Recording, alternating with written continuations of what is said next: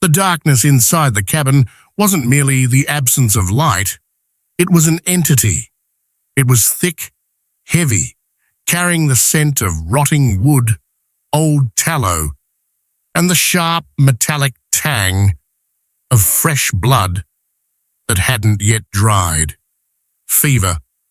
The fever didn't arrive gradually like a stranger knocking at the door. It crashed down like a sledgehammer, shattering every barrier of reason Clara Reed had tried to erect during her 3 days on the run. She lay curled up on an animal hide, hastily thrown across the floor, her body trembling in violent fits, even as sweat poured off her like rain, soaking through her tattered, rough-spun shirt. In her delirium, she no longer felt the cold of the wooden floor. She only felt fire. Flames were licking along her left arm, where the bounty hunter's bullet had torn through her flesh 6 hours ago. "Don't," Clara moaned, her voice fracturing in her dry throat. "Don't let them find it." Silas Vance stood by the hearth, his back to her. He was wiping his hands on a scrap of cloth. The blood on his hands had begun to dry, crusting into rust-colored flakes, clinging stubbornly to his cuticles and rough calluses. He didn't turn around. He heard the girl's whimpers, but they evoked no sympathy in him. To Silas, the sound was just noise, a nuisance. He tossed the bloody rag into the fireplace. The fire flared up briefly, greedily licking at the fresh food, casting Silas's long, distorted shadow against the rough-hewn wooden wall. Silas walked over to the girl. He looked down. A breathing corpse. That was all he saw. Trouble in human form. The girl's face was pale, smeared with mud and streaks of dried blood, but even in her agony, her jaw was clenched tight. No screaming, no crying. Just the sound of breath hissing through her teeth like wind, whistling through a narrow crevice. "Water," Clara whispered, eyes squeezed shut, eyelashes trembling violently. Silas exhaled, a sigh carrying the weariness of 1,000 years. He reached for the dipper, scooping a bit of water from the oak barrel in the corner. He didn't help her up. He simply dropped to one knee, pressed the rim of the dipper to her lips, and poured roughly. Water spilled from the corners of her mouth, running down her neck, mixing with the sweat and grime. Clara choked and coughed, but the instinct to survive forced her to swallow every precious drop. "Tomorrow morning," Silas said, his voice deep and gravelly, like stones grinding beneath boot soles. "Tomorrow morning, when the sun comes up, you're gone. Live or die. That's between you and the buzzards." He didn't care if she heard him or not. He was speaking for himself. To remind himself that the number one rule of a survivor is never carry another man's debt. Silas stood up and walked toward the rickety wooden table in the center of the room. The dim light from the oil lamp illuminated the scattered items. A dagger still stained with black soot, the tool he had just used to pry the bullet from her shoulder, a bottle of cheap whiskey half empty, and Clara's thick coat that he had stripped off to treat the wound. He needed to check, not out of curiosity, but for safety. A hunted person always brings trouble, and trouble usually takes the shape of wanted posters or stolen goods. He needed to know the price of this nuisance, or at least if she had a penny to pay for the bullet and the antiseptic alcohol he had just wasted. Silas rummaged through the coat. The fabric was rough, worn at the elbows. It held the smell of the road, of horses, and of fear clinging to every fiber. Left pocket, empty. Right pocket, a broken pencil stub and a few kernels of dried corn. Inside pocket, Silas's calloused fingers brushed against something soft, completely different from the coarseness of the rest of the gear. He frowned and pulled it out. It was a handkerchief. Silas brought it close to the oil lamp. The yellow flame danced, illuminating every detail on the fabric. It had once been white, but now the lace edges were yellowed by a road dust and time. In one corner sat a small smear of blood, dried black. But the thing that made Silas's heart skip a beat, the thing that caused the air in his lungs to suddenly freeze solid, was the embroidery in the opposite corner. Blue stitches, exquisite, even. A small embroidery depicting a bell tower wrapped in ivy, and the scrolling script beneath it. St. Jude Academy, class of 1872. The world around Silas suddenly crumbled. The crackling of the fireplace vanished. The whistling wind outside the door died away. Only the thumping of his heart remained, echoing in his chest like a war drum. St. Jude. Memories rushed back, not like a gentle river, but like a flash flood.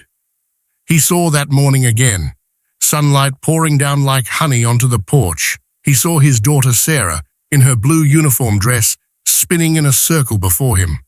"Look, Daddy, Mummy embroidered the school's name for me. Is it pretty?" Her laughter rang out like silver bells. He remembered the feeling of her small hand gripping his rough fingers. He remembered her scent, milk, lavender soap, and sunshine. "You promise you'll come pick me up?" "I promise. I always keep my word, Sarah." But he hadn't come. That day, he was busy chasing a bank robber with a $500 bounty on his head. And when he returned, the school was engulfed in a sea of fire.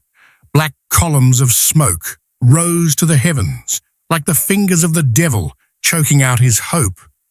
He had dug through those ashes for 3 days and nights until his fingernails tore and bled, until his throat could scream no more.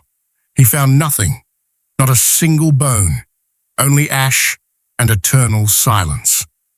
The old pain, thought to be sleeping beneath the scars of time, was now ripped open, bleeding fresh.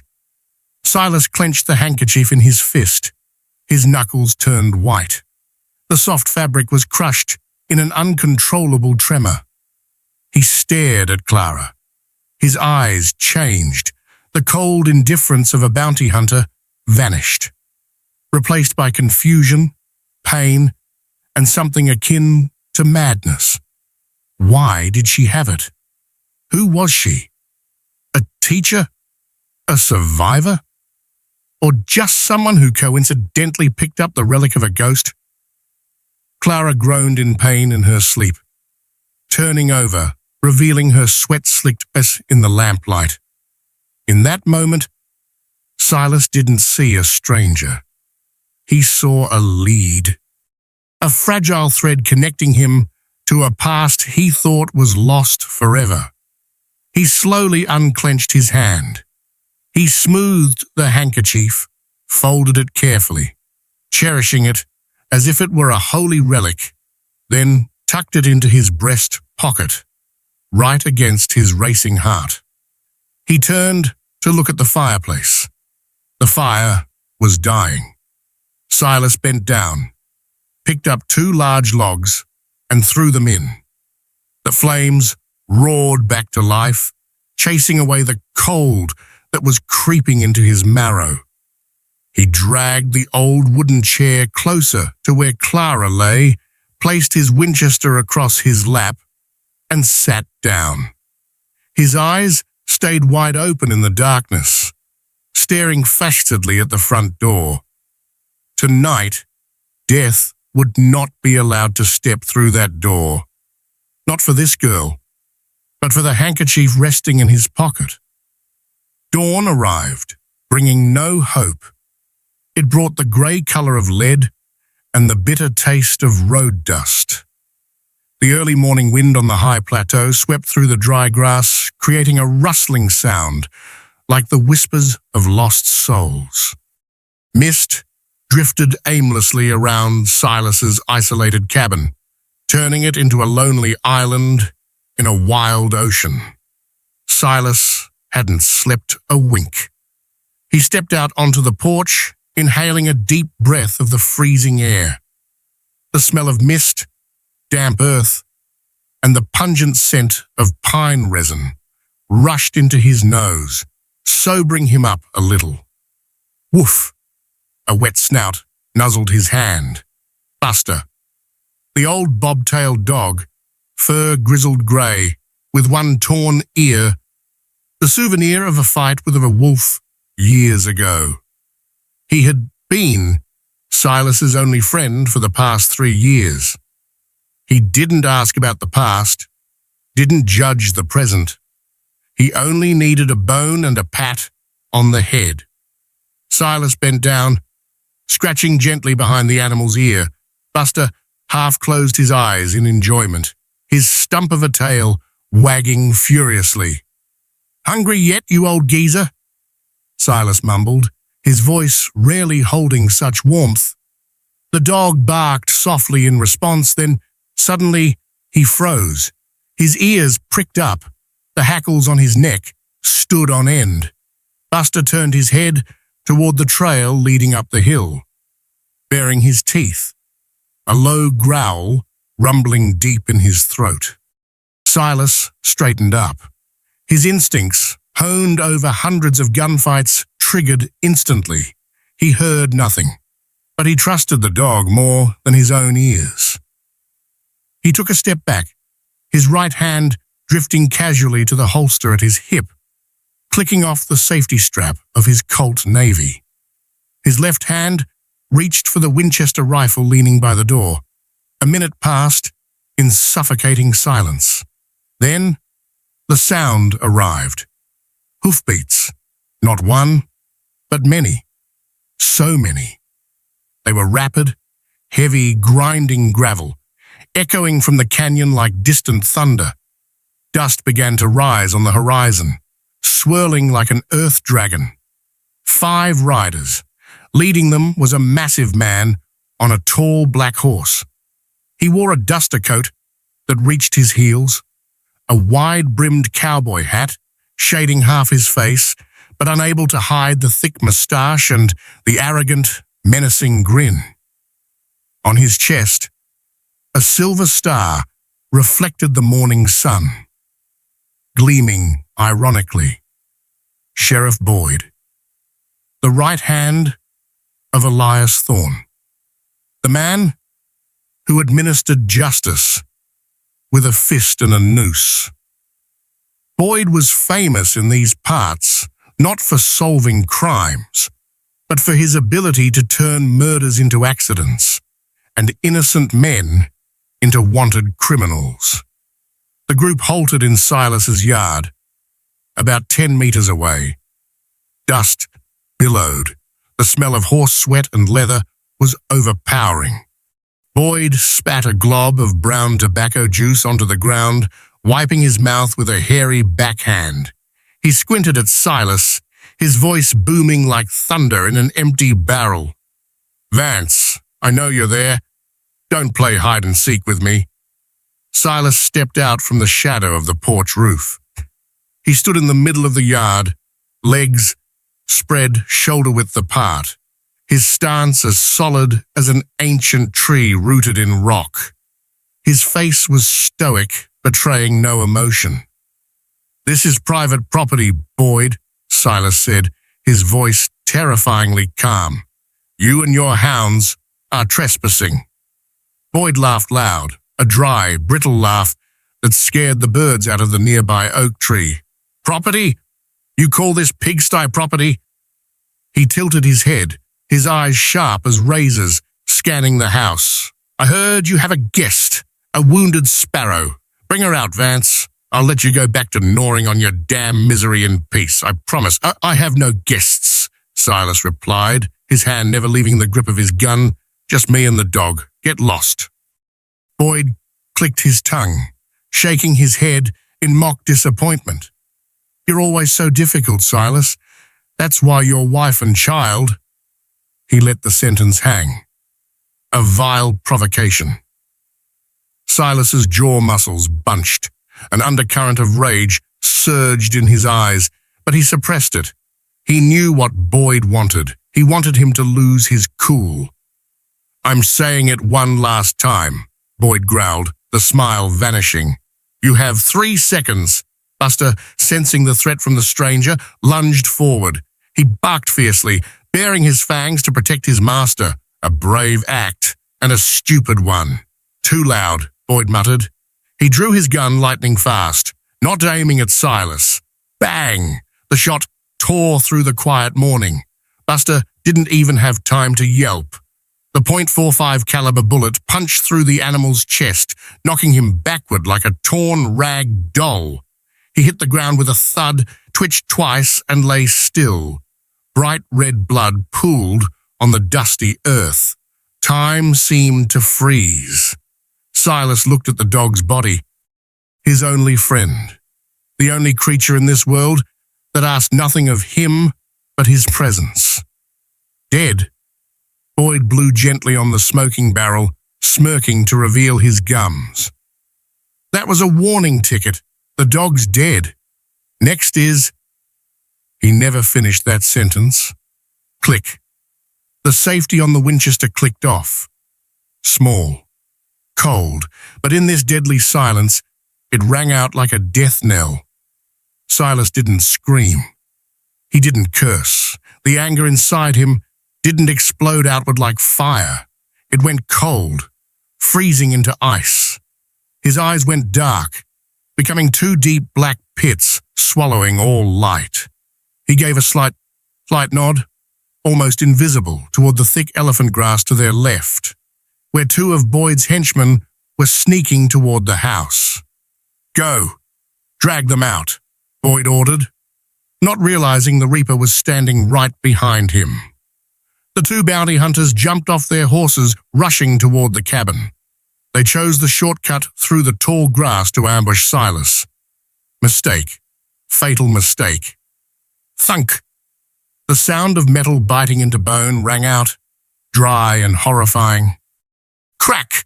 "Ow! My leg! My leg!" A blood-curdling scream tore the sky apart. The lead man fell face down, writhing in agony.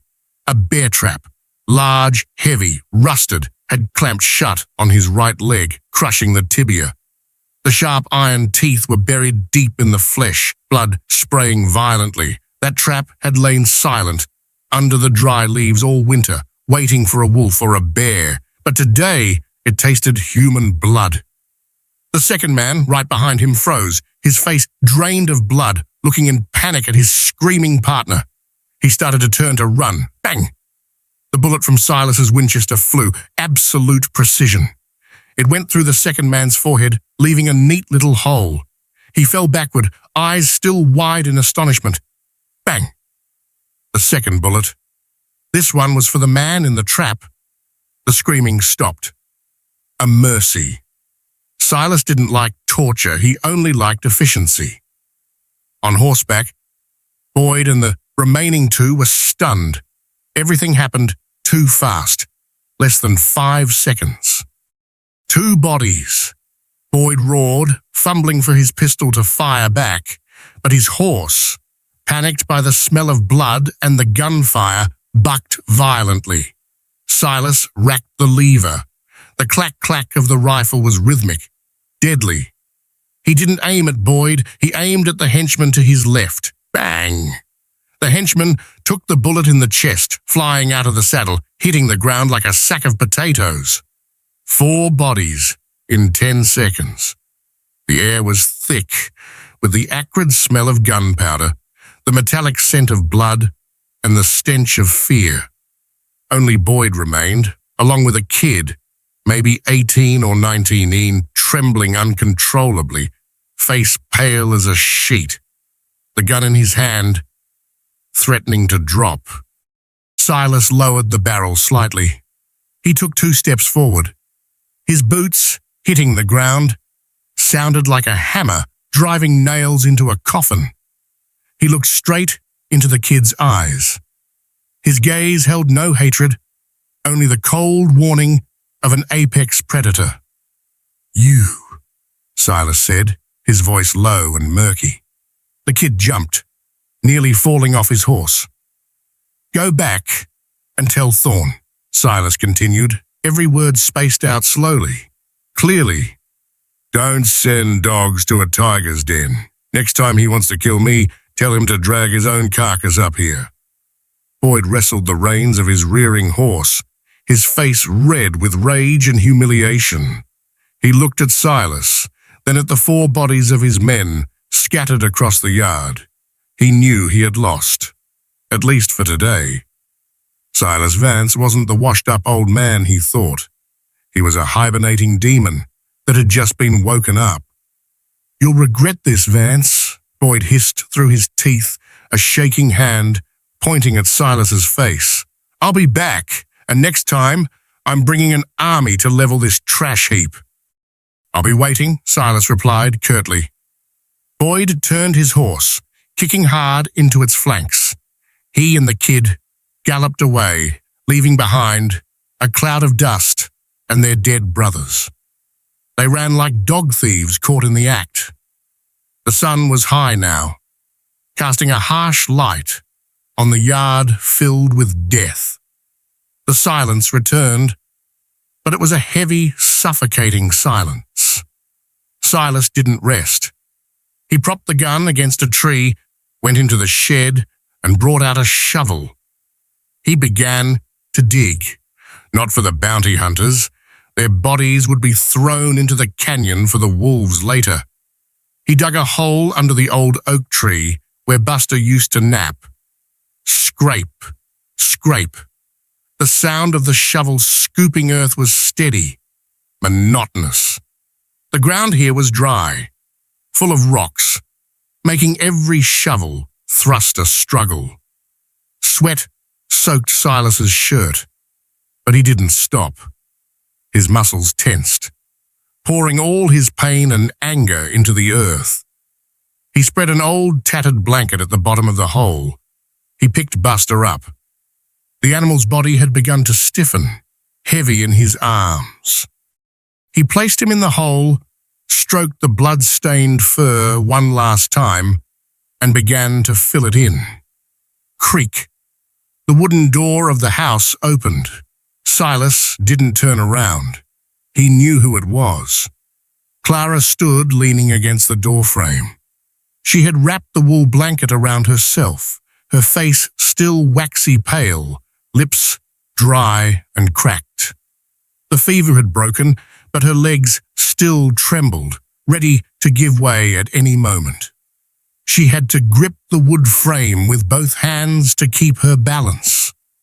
Clara's eyes went wide, taking in the entire brutal scene before her. She saw the dark red pools of blood staining the dusty ground. She saw the bloody bear trap lying open in the grass. She saw the bodies scattered about. And finally, her gaze rested on Silas's solitary back by the oak tree and the small, fresh mound of earth. The wind blew past, carrying the forlorn cry of a bird and the tang of death. Clara understood. She understood that her life today was bought with blood, not just the blood of the enemy, but the blood of this stranger's only friend. He, a man rumored to be cold-blooded, ruthless, had just declared war on an entire town, personally destroying the false peace he had worked so hard to build, just for what? For a handkerchief or for some remaining scrap of conscience? Guilt rose in her throat, bitter as bile. She wanted to say thank you, but the words felt cheap, hollow in the face of these corpses. A thank you couldn't bring the dog back to life. A thank you couldn't wash the blood from his hands. Clara took a deep breath, trying to suppress the pain from the wound in her shoulder, and step on down the porch stairs. Her bare feet touched the freezing ground. She walked unsteadily toward Silas. Her voice was weak, choked, breaking in the wind. Silas stopped digging. He stood still, leaning his chin on the handle of the shovel, staring into the distance where the road dust hadn't yet settled. He didn't want to hear an apology. He didn't want to hear thanks. He didn't want any emotional connection. Connection only brought pain. "I'm sorry," Clara said. The apology was sincere, heavy with weight. She wasn't apologizing for arriving, but for bringing the storm to this house. Silas was silent for a long time. His shadow stretched over the fresh grave. Finally, he drove the shovel into the ground.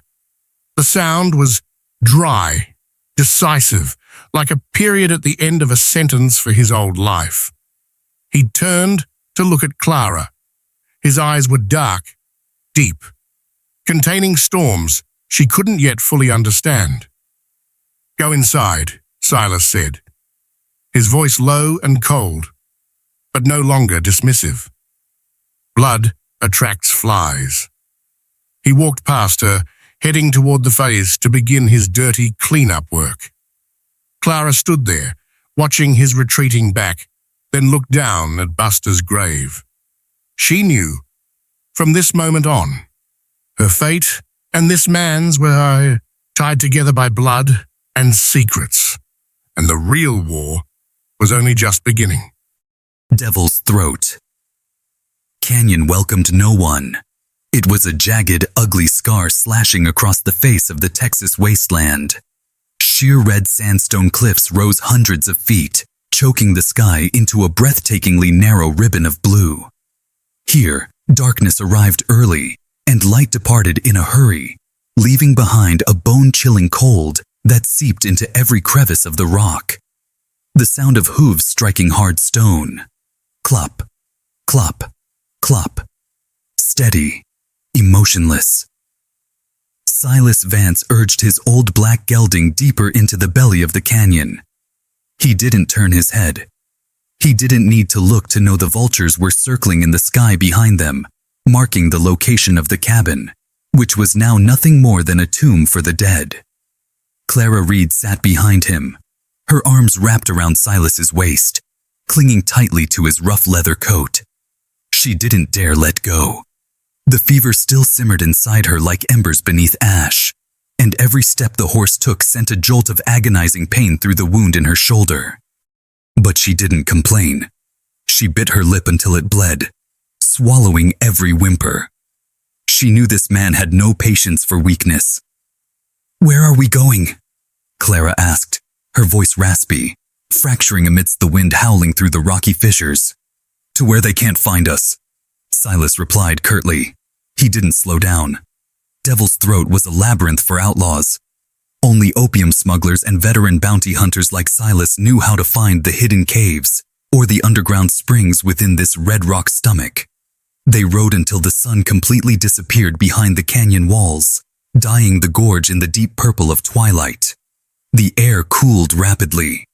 The scorching heat of the day gave way to the cutting cold of the desert night. Silas halted the horse in a wind-sheltered alcove, near a small pool of water trickling from a crack in the rock. "Get down," he ordered. Clara slid off the horse. Her feet touched the ground, but her knees buckled. Silas didn't catch her. He hopped down, led the horse to water, and began to unsaddle it. His priorities were always clear: horse first, iron second, himself third, and the stranger was at the bottom of the list. Clara leaned her back against the cold stone wall, her breath visible as thin wisps of white smoke. She watched Silas start a fire. He did it with terrifying proficiency.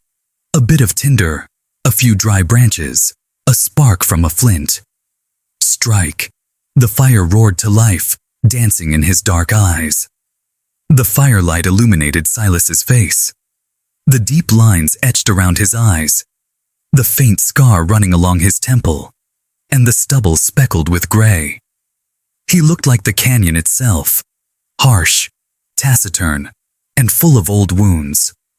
Silas tossed her a piece of jerky hard as a rock and a leather waterskin. "Eat," he said, "then tell me why the whole damn town wants your head." Clara held the meat but didn't eat. She stared into the flames. "What do you think I am?" she asked. "A whore who stole gold from a customer? Or a grifter?" Silas sat opposite her, his Winchester resting across his lap. He pulled out a dagger and began whittling a stick, his sharp gaze pinned on her.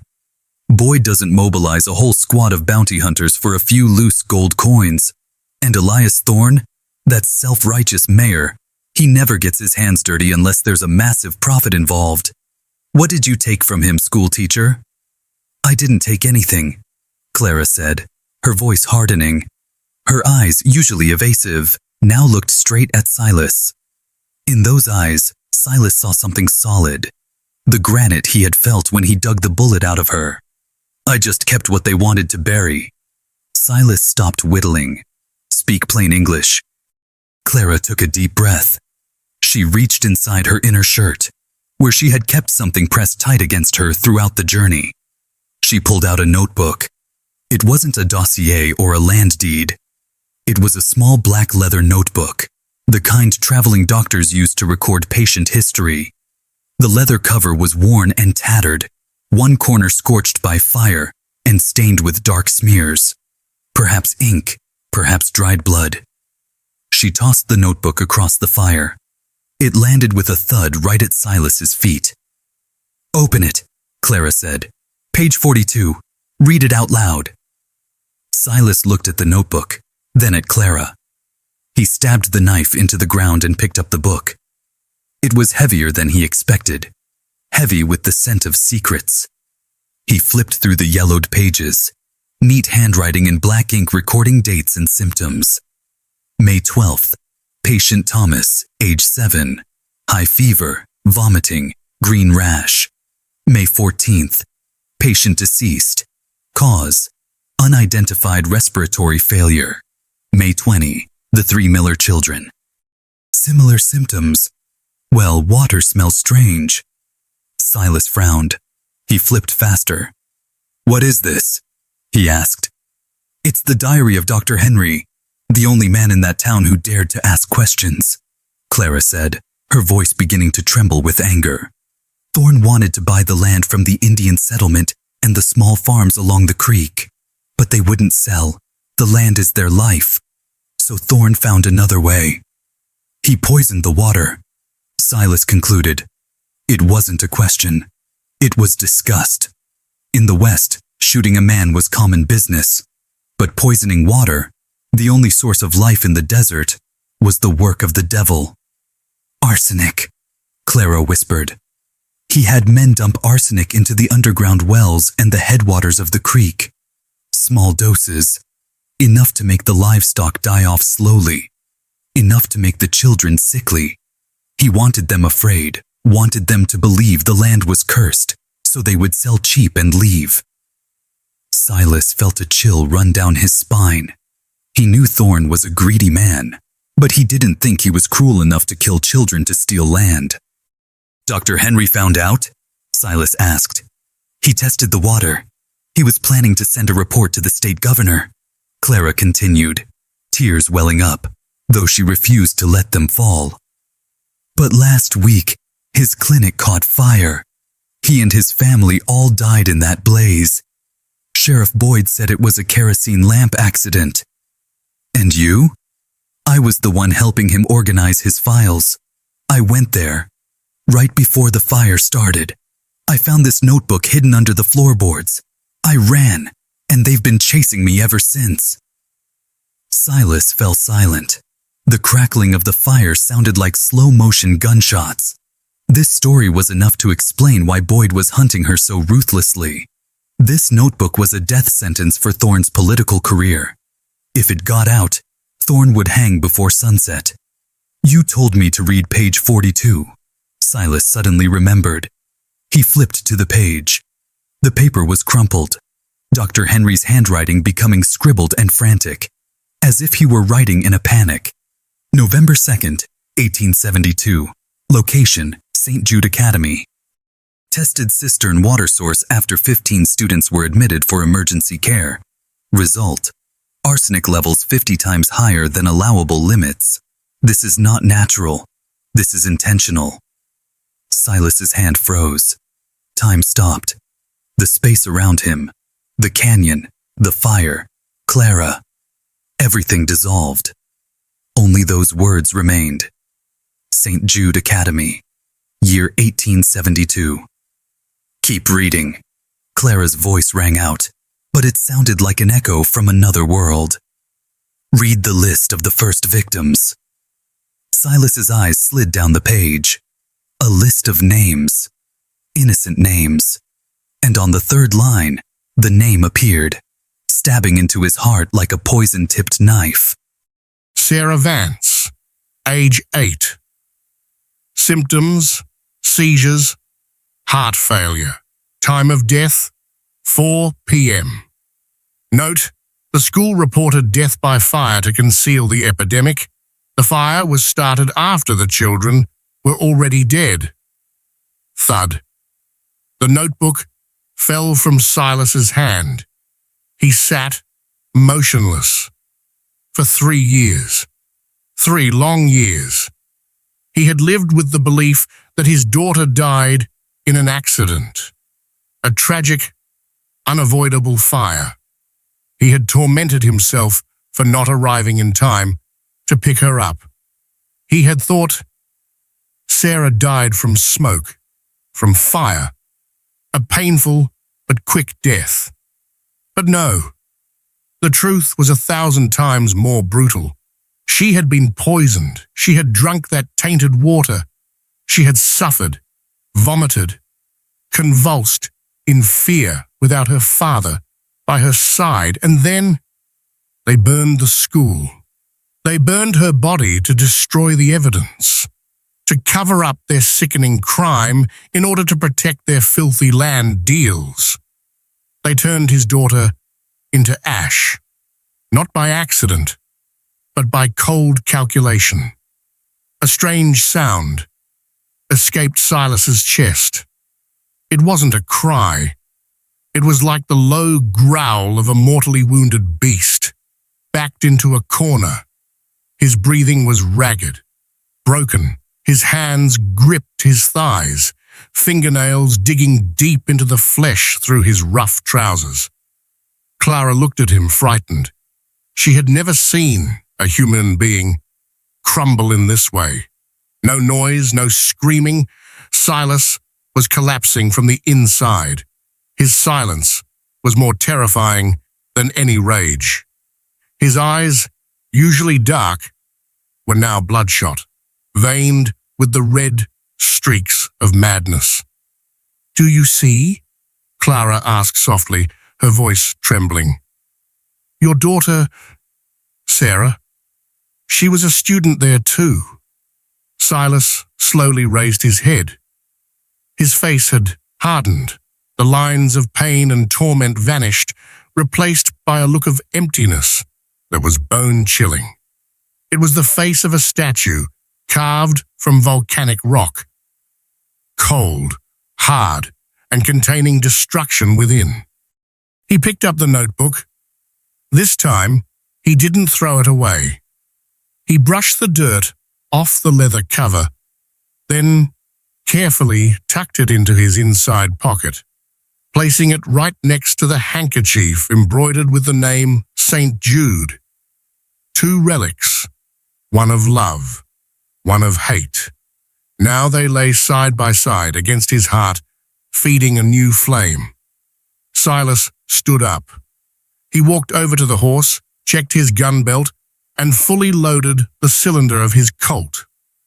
Every movement was precise, mechanical, yet carried a heavy aura of killing intent that made the surrounding air feel thick. "Where are we going?" Clara asked again. But this time, her voice held no fear, She saw the change in him. Silas turned to look at her. The firelight cast shadows across half his face, turning him into a demon-made flesh. "I used to think I was protecting you because you reminded me of her," Silas said, his voice deep and murky like an echo from hell. "I was wrong." He pulled out his dagger and stabbed it viciously into a burning log, sending sparks flying up into the night sky like bloody fireflies. "I'm not protecting you out of chivalry, Clara. Chivalry died along with my dog this morning." Silas stepped closer, leaning down to look straight into Clara's eyes. "They killed my child, but they didn't just kill her once. They poisoned her. Then they burned her body. They killed her twice." His jaw clenched tight, grinding audibly. "And now, they want to kill the last witness."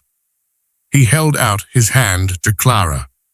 A rough, calloused hand, once stained with the blood of countless criminals, now opening to invite her into an uneven war. "Stand up, schoolteacher," Silas said. "We're done running."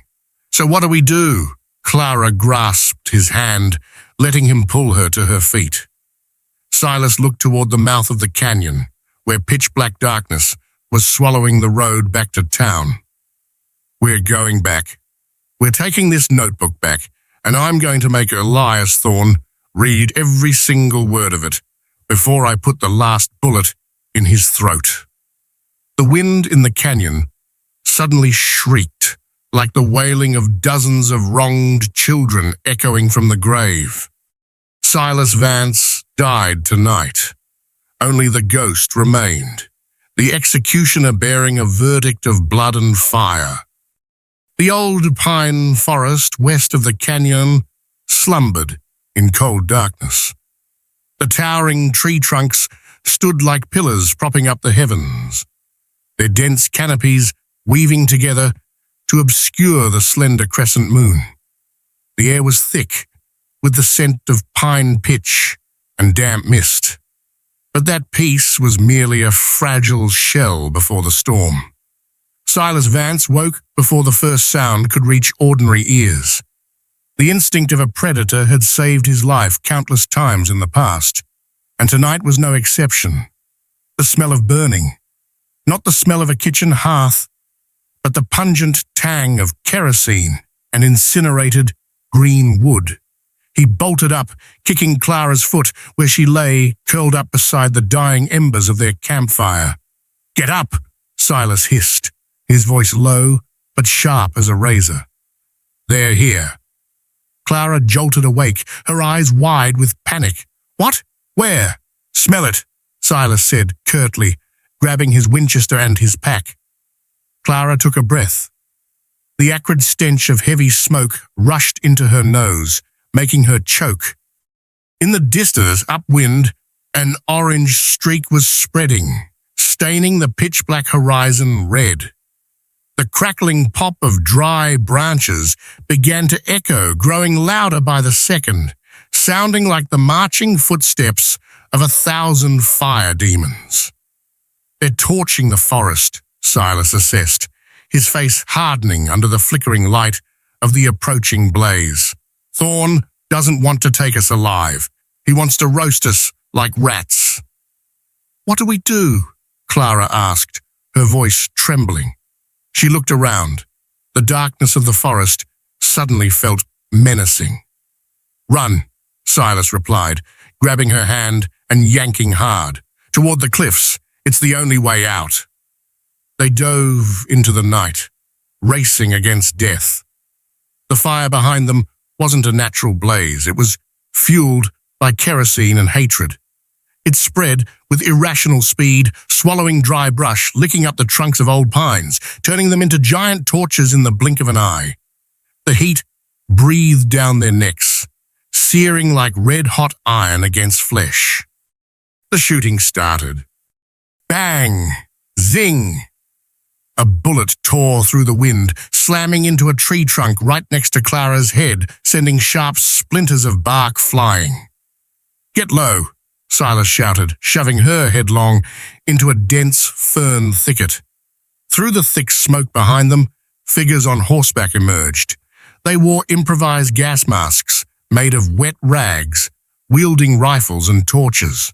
Sheriff Boyd led the pack, his manic laughter echoing amidst the roar of the fire. "Come on out, Vance. I told you I'd bring hell to your doorstep," Boyd screamed, his voice distorted by smoke and madness. Silas didn't answer. He raised the Winchester, aiming at the largest silhouette. Bang! A henchman fell from his horse, but immediately a volley of return fire erupted like firecrackers. Bullets churned the earth around their hiding spot. Silas and Clara had no chance to return fire. They could only run. They crawled through sharp briars, clothes torn to shreds, skin scraped and bleeding. The smoke began to thicken, strangling their lungs. Clara's eyes burned, tears streaming down her face, blurring her vision. She stumbled constantly, but Silas's iron grip always hauled her back up, dragging her forward. "Don't stop! Dying here is dying for nothing!" Silas roared, his voice growing hoarse from the smoke. They reached the edge of the forest. Before them lay a clearing of jagged rock leading to the precipice. Below, deep in the sucking darkness, the Black Dragon River roared, churning with sharp submerged rocks. It was a dead end. Behind them, the wall of fire had reached the tree line, cutting off any retreat. The stifling heat blasted their faces, singeing their hair. Boyd's men pulled up, forming a line in front of the sea of fire, guns leveled at the two-cornered prey. "End of the line," Boyd shouted, dismounting and stepping forward, pistol in hand. "Vance, make your choice. Jump and feed the fish or come back here and let me gift you a lead pill." Silas pushed Clara behind him. He stood as a shield between her and the enemy's guns. His breathing was ragged, his chest heaving in pain. His shoulder was soaked in blood from a grazing shot he hadn't even noticed. "Silas," Clara whispered, her voice shattering in the wind and fire. She looked down at the pitch-black abyss, then back at the savage men in front of them. Despair invaded her mind. There was no way out. The river below was running like a flood this season. Jumping meant death 9 times out of 10. And staying, Boyd would never let her live after knowing she held Thorne's secrets. And worse than death was what they would do to her before she died. Trembling, Clara pulled out the tiny pistol Silas had given her earlier for protection. She didn't aim at Boyd. She looked at the gun, then at Silas with tear-filled eyes. "Silas," she called his name, her voice choked but strangely resolute. Silas turned, and he froze. Clara was pointing the gun at herself. Or rather, she was handing it to him, the grip facing him. "Don't let them touch me," she said, each word falling like a heavy stone. "Please, I'd rather die by your hand than fall into theirs." It was the plea of a human being who had reached the absolute limit of fear. Clara wasn't afraid of death. She was afraid of humiliation. She was afraid of becoming a toy in the hands of monsters before being slaughtered like an animal. Her eyes looked at him with total trust, a trust so painful it tore at his heart, trusting that he would grant her a merciful death. Silas looked at Clara. He looked at her face, smeared with mud and tears. He looked at her trembling hands, offering up her life to him. Then he looked at the gun, the tiny, cold derringer. In that moment, time seemed to stand still. The roar of the fire, the gunshots, Boyd's savage laughter, it all receded, becoming background noise. Silas heard only the thumping of his own heart, painful and violent. Memories rushed back, the image of his little daughter, Sarah. If he had been there that day, would he have had the courage to do this? To release his child from the pain? No, he was not the Grim Reaper. He had no right to decide when a good person should die, just because evil men wanted it so. Silas reached out. He grabbed the barrel of the gun. Clara closed her eyes, waiting for the bang, waiting for eternal darkness. But the bang never came. Silas ripped the gun from her hand, and to Clara's astonishment, he turned and hurled the weapon into the abyss. It spun in the air before vanishing into the utter darkness below. "No," Clara gasped in panic. "Why, you—" Silas grabbed her shoulders, squeezing hard enough to hurt, forcing her to look him in the eye. His eyes were blazing, not with the reflection of the fire, but with another flame burning furiously from within his soul. The fire of life, the fire of defiant madness. "Listen to me, Clara," Silas roared, his voice drowning out the roar of the river. "We do not die today." He leaned in close, forehead touching forehead, his hot breath hitting her face. Dying is the end. Dying is accepting defeat. Dying is letting those bastards win. Silas gritted his teeth, every word driven like a nail. "If you die, who tells the story of those children? Who makes Thorn pay? Ghosts don't talk, Clara. Ghosts can't testify in court." Clara was stunned. She looked deep into Silas's dark eyes. There, she saw no surrender. She saw an iron will, a tenacity that was terrifying. This man had lost everything. Child, home, friends, even his loyal dog. He had every reason to want death more than anyone. But he chose to live for revenge, to live to demand justice. "Dead men can't collect debts," Silas said, his voice dropping low, solid as rock. "And we have a blood debt to collect." Bang! A bullet grazed Silas's shoulder, tearing the fabric, spraying fresh blood. Boyd and his gang had lost patience. They began firing wildly. Silas didn't flinch. He turned to look at the abyss behind him. The Black Dragon River was still roaring, hungry, but in Silas's eyes, it wasn't death. It was the only road to life. You're crazy," Clara whispered, but her hand unconsciously gripped his tight. Silas smirked, an arrogant, devil-may-care smile she had never seen on him before. "Maybe, but at least I'm not a quitter." He wrapped his arm tightly around her waist, pulling her flush against him. "Deep breath, and don't let go of my hand. No matter what happens, absolutely do not let go." Clara closed her eyes, taking a deep breath, filling her lungs with air reeking of smoke and fear. She felt the warmth of Silas's body, felt his powerful heartbeat transferring to her. "Jump!" Silas shouted, and they launched themselves into the void. The sensation of gravity vanished. The wind screamed in their ears like tearing fabric. Darkness swallowed them whole. In that brief second, suspended between heaven and earth, Clara felt time stretch to infinity. She saw the red glow of the fire on the cliff edge fading away, becoming stars of death. Then the impact came. Water freezing, hard as concrete. The Black Dragon River welcomed them with a slap from the heavens. Clara's entire body ached as if crushed.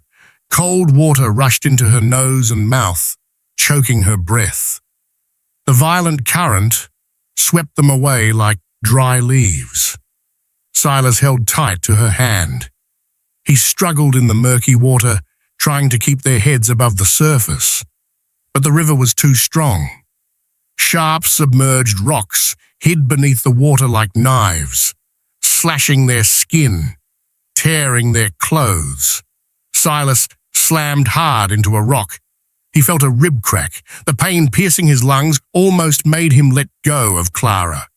But he gritted his teeth, screaming into the foam, his fingers clamping onto her wrist like an iron vice. Dead men can't collect debts. That mantra echoed in his head, drowning out the roar of the river. They were swept away, far from the fire, far from the barrels of Boyd's gun, sinking deep into the darkness of the canyon, where only the river ruled. On the cliff edge, Boyd stood looking down into the pitch-black abyss. He spat, cursing under his breath. They're dead for sure. No one survives a fall into the devil's throat. He turned his back, ordering his henchmen to clean up the scene. Thorne will be pleased. Case closed. But Boyd was wrong. He had forgotten one thing. Silas Vance was no ordinary man, and the fire of vengeance in his heart burned hotter than the forest fire he had just started. The river might wash away the blood, but it could not extinguish the will of a father seeking justice for his child. Beneath the freezing water, two humans were still fighting, clinging to each other, drifting downstream toward where the dawn would rise and the true war would begin.